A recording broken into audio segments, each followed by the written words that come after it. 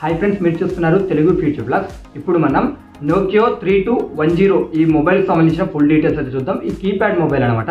So నాకు తెలిసి గప్పుడెప్పుడు మన దాంట్లో జియో మొబైల్కి సంబంధించిన ఒక కీప్యాడ్ మొబైల్ గురించి అయితే చేశాను. ఇప్పుడు నోకియాకి సంబంధించిన మొబైల్ గురించి అయితే చెప్తున్నాను.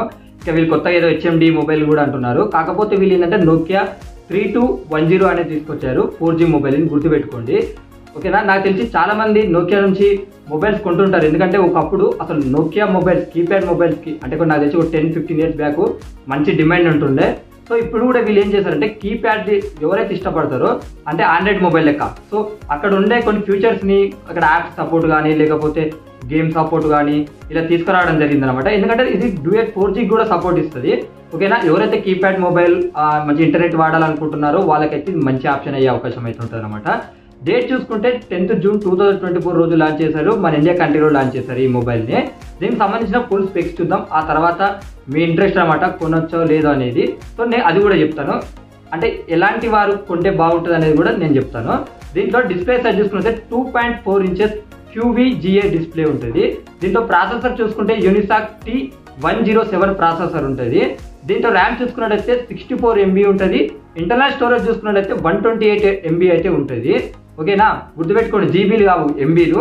64 MB ర్యామ్ ఉంటుంది, 128 MB స్టోరేజ్ ఉంటుంది, ఇంటర్నల్ స్టోరేజ్. మీరు ఏంటంటే 32 GB ఉంటుంది, మైక్రో SD కార్డ్ అయితే ఎక్స్పాండ్ చేసుకోవచ్చు, ఓకేనా. మీరు 2 సిమ్స్తో పాటు 32 GB మెమరీ కార్డ్ ఉంటుందిగా, అది కూడా పెట్టి ఎక్స్పాండ్ అనేది చేసుకోవచ్చు అనమాట. అంటే 8 GB 4 GB 16 GB 32 GB ఇంతవరకే సపోర్ట్ ఇస్తుంది, కానీ 64 GB అయితే అలా సపోర్ట్ అయితే ఇవ్వదు. లాస్ట్ 32 GB వరకే సపోర్ట్ ఉంటుంది, గుర్తుపెట్టుకోండి.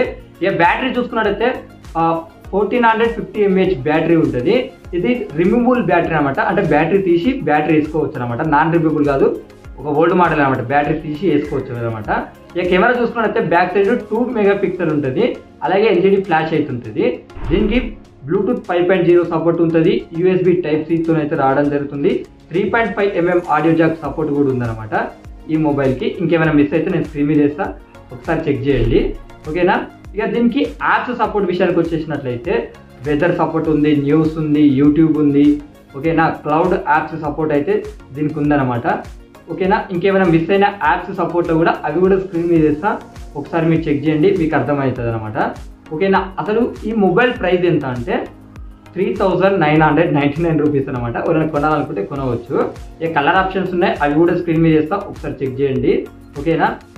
అసలు ఈ మొబైల్ ఎలాంటి వారికి యూజ్ అవుతుంది అంటే కొంతమంది కీప్యాడ్ మొబైల్ని బాగా ఇష్టపడతారు. ఫస్ట్ నోకియా మొబైల్స్ని, నోకియా మొబైల్ కీప్యాడ్ కావాలి, మంచి ఇంటర్నెట్ కావాలి 4Gలో అనుకుంటే మీరు 2 4G సిమ్స్ అయితే యూజ్ చేసుకోవచ్చు అనమాట. 5Gకి అయితే సపోర్ట్ అయ్యేది, ఓన్లీకి 4Gకి మాత్రమే సపోర్ట్ ఇస్తుంది.